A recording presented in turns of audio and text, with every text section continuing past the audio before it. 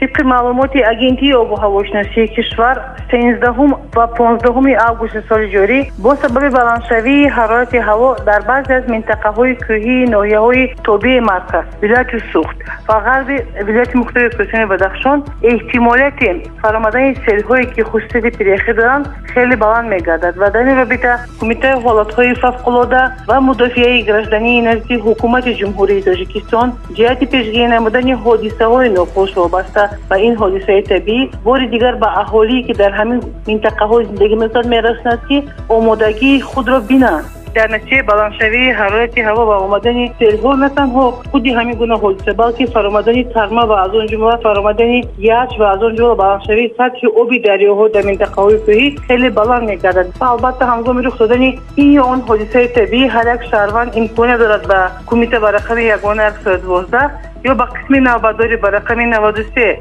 880 28 19 занг занад.